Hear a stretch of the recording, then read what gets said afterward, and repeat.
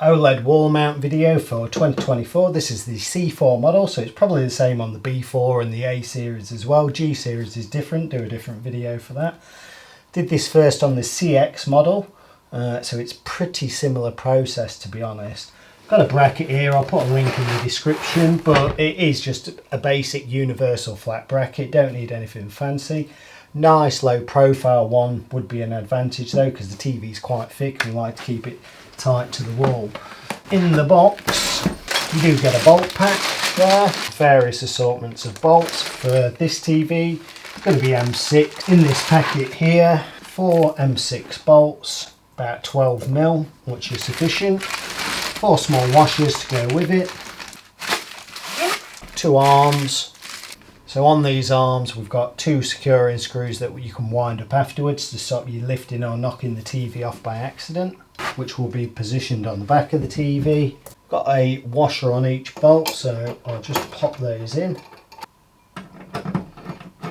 You can see on each hole you've got a bit of slack there. My top tip is pull the arm up and just nip that bolt up there, because gravity is going to be forcing that arm. It can't slide down any further. Then the other bolt into the bottom, and for this arm exactly the same. So obviously we've got to put the bolt in the same hole or it's going to be wonky when we put it up. So again, just pull that slack up and nip the bolt up. The bottom one can go straight in. He says. Idea is this metal plate here is going to be attached to the wall. The TV will just hook onto that plate there, and then you can see you've got a couple inches either way. You can slide it, even though I'm going to mount that central anyway, but it gives you that option. And then what I'm going to do for reference is measure from the top of the TV to the top of the bracket. If we mark on the wall where we want the top of the TV, we just have to mark down from that point to that reference point there being the top of the bracket. It's about 32 centimetres from there to there. That is the top where I want my TV to be. I want it to be 32 centimetres down to the top of this bracket. So if I mark 32 centimetres down, which is about there. Hope that shows on camera. And I've got a centre line as well, which we can see here, so I'll just extend that centre line to intersect with the horizontal. Okay, so that is top and centre. So if I just position my bracket roughly in place, and then spirit level on top, like so. Okay, so we can see many holes where I've done other brackets. Just going to mark my 4 slots there. Now I've got a wooden wall here. Obviously if you're doing brick or concrete, I often use the concrete screws in brick and whatever. So drill a 6mm hole, drive the bolt straight in, no plug, and it grabs nicely. Especially modern homes when you've got breeze block behind plasterboard, it grabs nicely and it's nice and secure. Because this is wood, I'm just going to pilot drill it. Put 4 wood screws with washers in, which are those, just normal wood screws and washers. Quick pilot drill.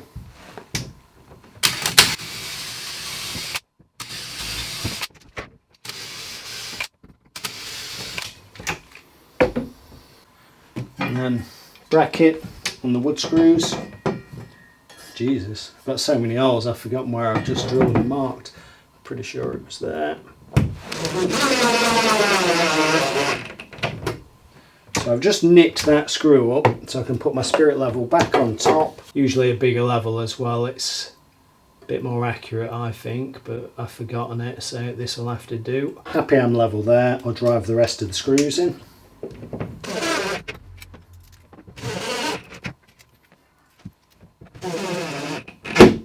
And with the OLED C4 having that big void behind the top of the screen, I've got a 4-gang mains there, so I don't have to chop the plug, I can just plug in, or you could have a single extension, that'll do the job. And I've also got HDMI, Ethernet or wired internet, digital optical just in case, and terrestrial aerial. I've got the TV still on its stand from me doing an unboxing video. Ooh, exciting. So anyway, this flap removes 4 machine screws. If you're a bit nervous about doing this, have someone stand on the other side of the TV just to secure it, but I'm sure it'll be fine. Unscrew those. Oh.